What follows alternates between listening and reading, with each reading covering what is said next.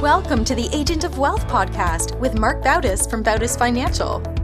In this podcast, Marc helps guide you towards financial freedom, ensure you never run out of money, and create a balance in life that prioritizes what is most important to you. Join us for this journey as Marc draws from years of expertise and guest experts to solve the multiple wealth building challenges involved in your financial life.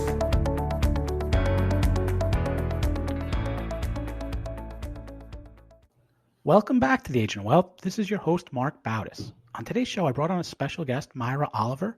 Myra is the author of Down Home Money and has a remarkable story of transforming from a hairstylist in rural Kentucky to achieving financial freedom. Myra, welcome to the show. Thank you, Marc. I'm excited to be here with you. So I love inspirational story, and I think a lot of the listeners are interested in financial freedom and how to maybe do something that maybe they're happy with, maybe they're not happy with. But getting to a place where they are, better off financially. So, let's go. I'm really interested in hearing your story. And, I did your book, Down Home Money. I read it, downloaded it. So you started off as wanting to be a hairstylist, or started off as a hairstylist? Yes, so I'm from rural Kentucky, and my grandmother was a hairstylist. So I spent a lot of time growing up in her hair salon.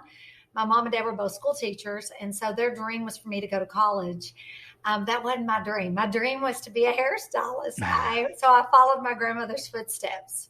So what does school look like for becoming a hairstylist? Sure. So the difference was, 8-9 years as a veterinarian, or I was going to go, that's what the other job I wanted to do. I either wanted to be a veterinarian or I wanted to be a hairstylist, which was 9 months. Okay. So I went for the 9 months. And so you finished that. Did you actually start working in the hair salon? Yep, I actually moved to Texas. So at the time, Dallas was on TV, and so it was big hair. And so I decided to move to Texas after I graduated high school. I moved to Texas and put myself through school. So that's how I got started. At what point did you kind of, I guess, have that epiphany or kind of that thought of, okay, I want to look into whether it's real estate investing or something else? Or did you get that financial freedom bug, or was it something that spurred it? You want to know what spurred it? Debt. So I got myself in a mess in debt, and my father was really sick at the time. My dad passed away from cancer, and he was only 52, and I was in my early 20s, and I was going back and forth to Kentucky to see my dad, to take care of my dad. And so I would cut hair during the week, and on the weekends I would go to Kentucky. And so I got myself in a mess. And quite honestly, I just said, I have got to stop this spending. Mm-hmm. And so I, in my early 20s, just decided, okay, I want financial freedom. What do I need to do? I realized really early on that it's pretty simple. It's money in, money out. And I needed to keep more money in than I was putting out. And so that's when I put myself on a budget. And I decided to start saving my money, and I knew I needed to buy assets. I mean, I had watched different people, and remember, I'm cutting hair, so I've got people sitting in front of me all day long giving me advice. I mean, on money, on investing. And so I had several real estate agents that sat in front of me, while I cut their hair, and they were like, you need to buy a house, you need to buy a house. And so was my first step, was to buy a home. When you took that first step, did you own the home that you lived in, or were you renting at that time? We were renting. My husband was a policeman. I was a hairstylist. And so my husband, he got free rent. So that was part of to have policemen live in apartment complexes. Mm-hmm. So he got free rent. And so that was one of the ways we were saving our money in order to buy our first house. So that first house, the intention was to be an investment property. Yes. So when we bought it, we were going to live in it first. And so we bought that house for $35,000, Marc. It's crazy to think about it, but I still own that house. That house has paid me over $300,000 over the last 30 years. And that house is probably worth, in today's time, because probably around $250,000. Mm-hmm. So, it keeps going up. Every month I check the values, and, our real estate is going through the roof right now. So we've all had about a 15-20% appreciation in the last year. So it was a great investment. Then I was sitting on the floor, and how I found the first rental property. There was an ad in the paper in the Dallas Morning News, and I was looking in the paper and I saw the ad, and it said $18,000. And so my husband was like, "Oh, that's a terrible area. I don't know that we should buy in that area." And I said, everybody's got to live somewhere, and this is what we can afford. And so within 2 hours, we had written a contract. We met the realtor at the house, wrote a contract, and that's how we really got started on our way to building 10 rental properties. It took us 13 years. So I want people to understand financial freedom is not overnight. Yeah.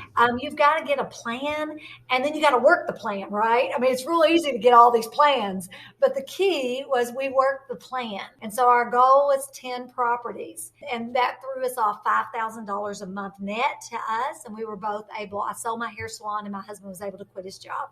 Yeah, I think that's the thing is everyone wants instant gratification. They want, how can I double my money next month, next year? And, like everything, it takes time and it takes discipline. If it was easy, everyone would be doing it. But that first property you acquired, you said it was $35,000. Did you buy that with a loan? Yes, the guy financed us interest-free. So kind of remarkable, because we're talking about 1989. And so the guy didn't have any children. My husband and his brother had rented the house next door to him over the years. And at the time, my brother-in-law was renting the house.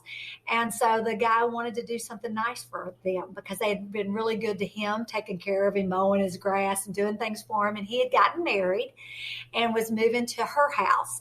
And so he offered it to my husband and his brother, and the brother didn't take it. Rick took it. So we took it, and he financed us for 5 years, interest free, and we paid him off. I think it was like in 3 years we had paid him off. You had a tenant in there No, but we were living there. And then the next one, we were saving our money, and we paid cash for it, the $18,000 one. You mentioned you were in debt and you went through that budgeting process. How was that difficult to do? I find talking to people is they have trouble, if they're set on, all right, this is how much I'm spending. This is the lifestyle I'm accustomed to. And then, for whatever reason, you'd say, okay, let's look where your money's going. Let's maybe go on a budget. It's a struggle a lot of times because now you're competing against someone's emotions for it. How did you get past that or through that? Well, Mark, I need to tell you, it's about sacrifice. And I was willing to sacrifice at that time so that I could live like I live now. And I think that's the big decision. You've got to decide, is it worth it? I was always working towards what my future self was going to have. So for me, I mean, seriously, I drove one of the worst cars ever. I had a little Honda Civic that my husband bought at auction. It had no seats in it besides the driver's seat because it was a courier's car. And so I would pull up at my hair salon as the owner of the hair salon, and both the girls that worked for me would pull up, one with a Lexus, one with an SUV. Both of them were new, right? And I had to really have some fierce conversations with myself because my goal wasn't to look or impress others. My goal was to not work by the age of 30. My goal was always, I wanted to be a millionaire by 30. I had it on my mirror. I did affirmations every morning. Even when I didn't have any money at the end of the month, I was telling myself where I was going and why I was making the sacrifices that I was making. And I reminded myself daily, because it is a mindset. I truly believe you have got to get your mind right around financial freedom. And lots of times you have to give up in order to move up. Yeah. And I was okay with that. I was okay with being the owner of the company and driving the worst car. I was okay with taking my lunch every day when they were ordering out and spending their money on food. I had to get okay with that. And I will tell you, because I've got hindsight now, right? And so both of those ladies, one is no longer living. She was in her 50s back then. But the other one, still working. Yeah. And so that tells you a lot about the decisions they made, because I really believe where you are today is a result of the decisions you made 5 to 10 years ago. And where you're going to be is a result of the decisions you make today. So your future is depending on those decisions you make today. Yeah, I think there's a quote in your book about sacrifice where you say you have to be willing to do what others won't do to get what others don't have. So I think that really hits true about, your decisions that you make now are going to impact you in the future. Yeah. And, money gives you options. And unfortunately, a lot of times we're choosing the wrong option. And because money really does give you options for your lifestyle and where you want to be and how you want to live. And I just think that so many times we think it's about how much money you make. And what I've learned in my life is that it's not how much money you make, it's how much money you keep and what you do with it. And are you buying assets, that will throw you off another passive income? And that's what we did. And we did it well. My husband, it was excellent taking care of those rental properties. So just like we were saving money all the time on, driving not so great cars, living in, a home that was, it wasn't the greatest home, but it was nice. It was a little 2-bedroom, 1 bath. But you know what? It got us where we are today. We sacrificed in our 20s and early 30s in order to really be able to determine how we wanted to live our life later. Yeah. And you're going to be old a lot longer than you're young, right? True. Mm-hmm. And I think in your book, you talk about the mindset, how important it is in having an abundance mindset versus a scarcity mindset. Can you talk a little bit about the difference between the two and why it's so important to have that mindset? Absolutely. I feel like that because, especially now in our world we live in today, because, back then we didn't have Instagram and Facebook and all that when I was starting my journey. So I bought books, great books. And I think that you've got to feed your mind with what you want. And meaning I love the book, The Millionaire Next Door. That was one of the first books I read that made me feel like it was okay to be blue collar and to save my money to get to millionaire and not actually be a 6-figure income earner to get to millionaire status. I think that book really helped me. And then I love, they rewrote it, him and his daughter. So The Next Millionaire Next Door. It's a great book with more in today's times. And Your Money or Your Life was another book I read, which really made me focus on, made me think about my money differently. I think you've got to see your money differently and see how it can propel you to the next level, not necessarily buy you stuff. I'm a firm believer in that you've got to set yourself up for success through listening to positive feedback. And honestly, here's the thing. You're the sum of the 5 people you spend the most time with. Choose wisely. If you're with a lot of negative people or big spenders and they're always bragging about what they bought and how they spent their money, you're probably with the wrong crowd, right? Because if you're the sum of the 5 people you spend the most time with, get you some frugal friends. Listen to your podcast. Go to Down Home Money and listen to my YouTube channel every week. I think that being fed good stuff and fed the direction you really want to go is crucial. And I think you have to live in abundance. I truly live in abundance. I don't focus on the negativity. I focus on what I want out of life, and I don't compare myself. And I think that is crucial, Mark. I think there's so much comparison because of all the social media. People are flashing their Lambos on Instagram and all that. You know what? I want to flash my bank account. I think I think we need to all flash our bank accounts. There'll be a lot less flashing going on, right? Yeah. After you bought that second property, the one for $18,000, how did you get to 10? Was it just save enough for a down payment with the combination of savings plus the net income that the real estate was getting, or was it something else that you did to start acquiring the next ones? I'll be honest with you. I'm a big saver, and I save my tip money from cutting hair. I would save. I would save my hair. Remember, I owned the hair salon, so I had all the bills that go with owning the salon, right? And so I just got real purposeful with my money.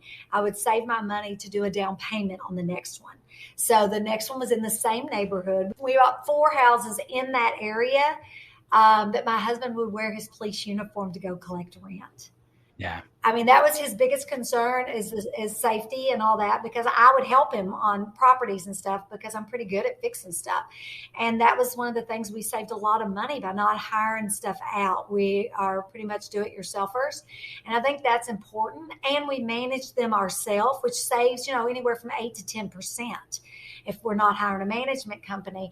So that's how we started. And we started, at the time, there were a lot of HUD foreclosures. So we started buying in that area, which made it easier for him to go and work on them. You could work on them all at the same time. And the rental market was really good. I mean, at the time, they were renting for anywhere from $350 to $500 a month. And you're paying anywhere from $18,000. We bought one for $16,500. We bought one for $21,000, I think. And then, so they were all in that $20,000 to $25,000 range.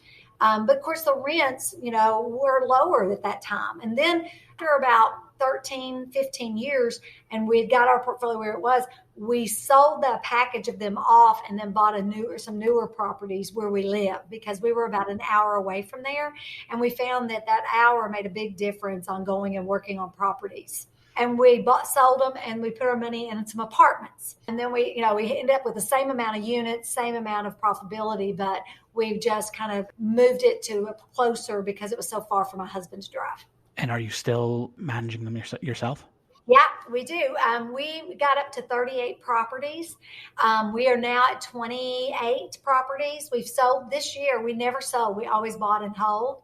And this year we have sold 8 this year. We sold 1 last year.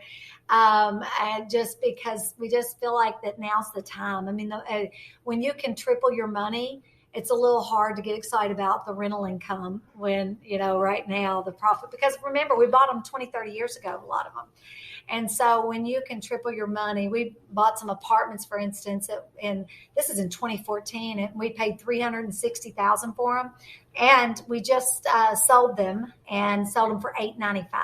Oh, wow. Yes, that's great. So we took the profit on that. I don't mind paying capital gains at 23.8% when you're making that kind of money. We did not roll it. And I started building a dividend portfolio because it was something I wanted to learn. And it's more passive than rental property. Yeah. Truly, if you manage your own. So I've been playing with that since March of 2020. And that's been really interesting. I have learned so much. I'm quite the student, and I love passive income. So this has been and I'm doing it on my YouTube channel, Down Home Money. I am showing my purchases and what I'm buying. I'm building a portfolio to throw me off. My goal was $10,000 a month in passive income through dividend investing. And I just hit that. Great. And are you still working as a hairstylist? No, I sold my hair salon. When I was 33, I sold it and we retired. We did not work for 3 years, either one of us. We just managed our rental property. And then I got my real estate license. And I got back on that treadmill to success and became the top salesperson for my area. And then I ended up owning franchises, real estate franchises. But in 2018, I got back off the treadmill. I still own franchises, but I have other people that manage them. I'm just a driver. So my problem was I was bored. I love goals. I love setting goals and then reaching them. And then I go set another goal. So. What was your thought process when you sold the hair salon? Because I think that's what a lot of people struggle with, is maybe they want to do something else, whether it's start a business or maybe they're building up passive income through assets, but flipping that switch and, whether it's like in your case, you owned the hair salon, but in a lot of people's cases, they may be like a W-2 employee. How did you go about saying, okay, the time is right now to do this, to make this change? Great question. So I stuck with my goal. My goal was when we would remember every day I'm saying to myself, I'm going to be a millionaire. When we net $5,000 a month, I'm going to sell my hair salon. So again, it didn't happen overnight. I programmed my mind to do it. And so as soon as we hit it, in all honesty, I'll never forget it. It was the 1st of December in 1999. I got up that morning. I went through all of my affirmations, and I looked at my husband. I said, today's the day. I'm going to share with my girls, and I sold the hair salon to one of them. And I sold it that day. I was out within 30 days, the end of the year, and started our financial freedom in year 2000. I think I was programmed. In all honesty, I have some people that I've been wealth coaching with for several years that I just do it as a passion project for just a few people. And I've got a gal that makes $50,000 a year. She's now paid her house off. She now has her income stream set up through her investing.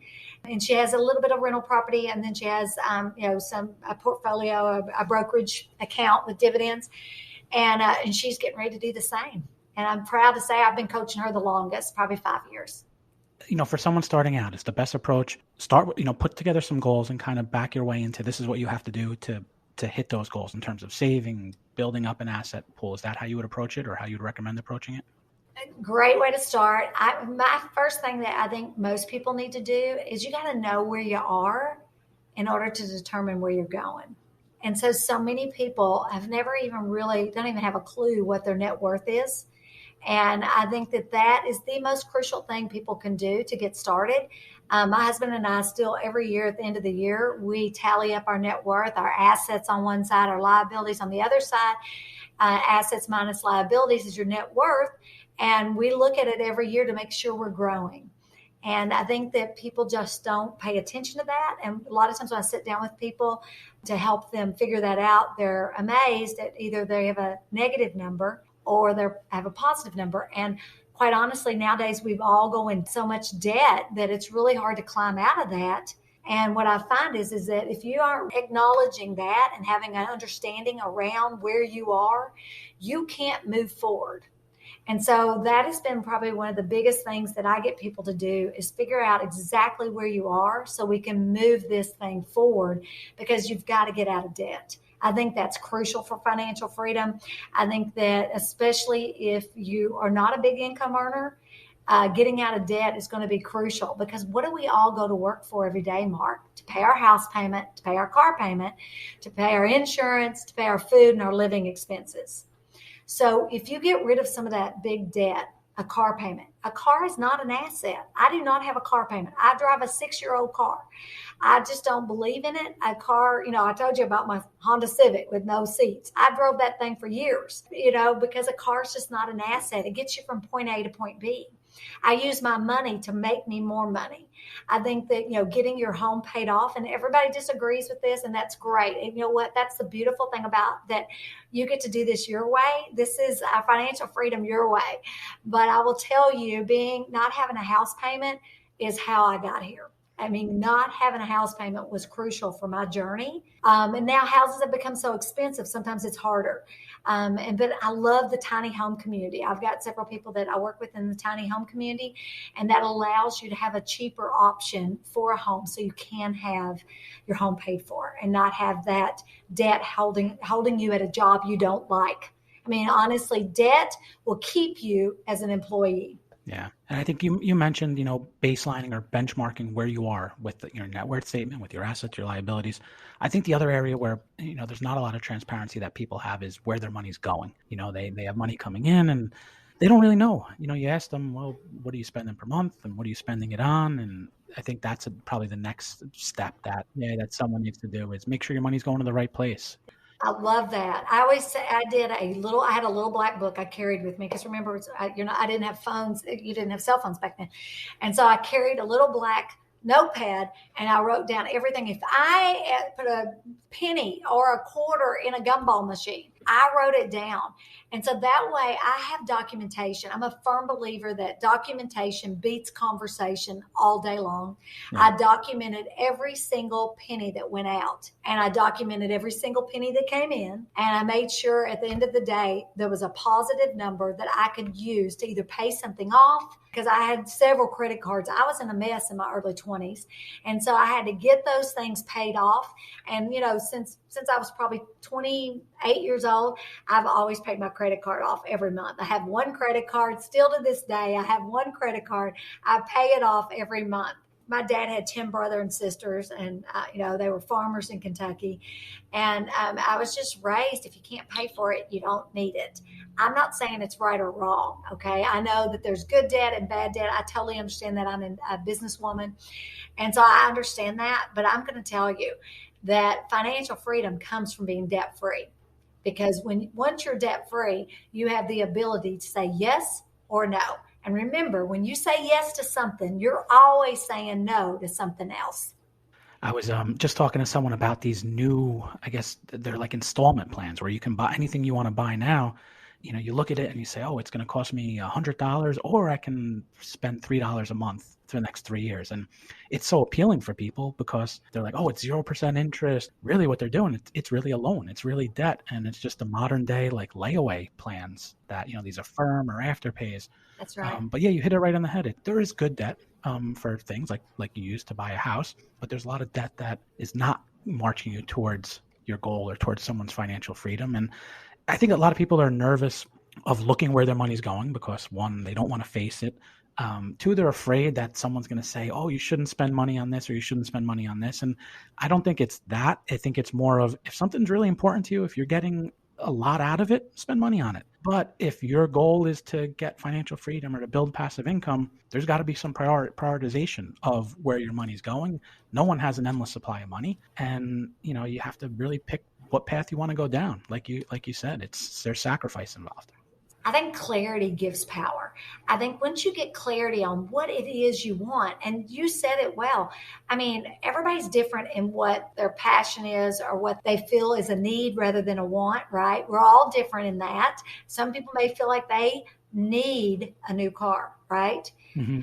Instead of wanting it, right? For me, it would be want, but it's not really a want anymore, because what I found is once you have financial freedom, all that stuff, you don't want it anymore. Right. I mean, now that I can afford it, it's fascinating. When I couldn't afford it, it became I need it. I've got to have this, right? But once I got clarity around what my goals were, it became, I need financial freedom. I'm going to save that money. It wasn't, I need a new car anymore. It was, I need financial freedom, because I'm just going to say there's nothing better than being free to get up in the morning and choose what you want to do, rather than have to be tied to a job to go to work so that you can pay a house payment, a car payment, eat at a fancy restaurant. I've never figured that out. When I have friends that say, oh, we went to such and such, steakhouse or whatever, and can you believe our bill was $200 and something? I'm like, no, I cannot believe that. I can tell you some great dividend stocks you can buy, and I can get you money every single month or quarter, and then let those stocks pay for that meal you want to have once a year. When I think about money, it's really funny. It's a change of the mindset, because when I think about money and spending, now I always think about, do I want to spend that $100 on that, or do I want to go buy me some stocks that'll throw me off passive income and dividends every month? Yeah, it comes down to priorities, what's important. It does. It really does. So what's next? I know you mentioned you sold a couple properties. You're building up a dividend portfolio. Yep. Are you shying away from any more future real estate purchases, or maybe if the time is right or the prices are right, you'll go back into that? Absolutely. I think the market is shifting. I'm watching it. I own a franchise in Northern Kentucky. And so I am watching the real estate market right now. And it is starting to shift in some areas. Real estate is very local. And so I'm watching that market. And, when I will never pass up a great deal, because you make your money in real estate on the buy, not on the sale. It's always important that you buy them right. And right now the market is way inflated. So that's why I'm selling. I mean, it's really inflated. As you were building up your real estate portfolio, did you purchase everything local, close to where you are, or did you spread out geographically at all? No, because of us managing ourselves, we stayed right here. It wasn't until about 6 years ago that we bought some property in Florida and hired a manager and did Airbnb. But before that, we kept everything right here so that we could work on them, because it's really hard when you start spreading yourself out. I mean, I know some investors that have properties in all different states, and honestly, you would be a lot better off. And just because I've done it and I understand real estate, I actually sold my properties in Florida, because Airbnb, you pay about 25% for property management. Right. And when I looked at the numbers, I'm a numbers girl, so I'm pretty analytical about numbers and money. And when I looked at the numbers, I really realized that the property management company made more money than I did, and I didn't have any debt on those condos. Right. And I was like, there's a problem right there. So I sold them, doubled my money, and I did a couple of videos on my YouTube channel about that. I doubled my money and reinvested here in my area. Cool. Well, we're just about out of time. Myra, I'd like to thank you for being on the show. Your story is an inspiration for anyone trying to achieve financial freedom. How best can someone reach out to you, find more information about what you do? Absolutely. So you can get my book, Down Home Money, A Simple Approach to Financial Freedom, on Amazon. And then it's also on Audible. But if you don't like a Southern accent, I'm reading it. You might get the paperback. And then Down Home Money, my YouTube channel. Every Tuesday I post a new video. And then Down Home Money is my website. Perfect. We'll link to all that in the show notes. All right. So thank you, everyone, for tuning in today. Thank you for listening to the Agent of Wealth podcast. Click the subscribe button below to be notified when new episodes become available. The information covered represents the views and opinions of the guests and does not necessarily represent the views or opinions of Bautis Financial. The content has been made available for informational and educational purposes only and is not intended to be a substitute for professional financial planning and investment advice. Always seek the advice of your financial advisor or other qualified financial service provider with any questions you may have regarding your investments and financial planning.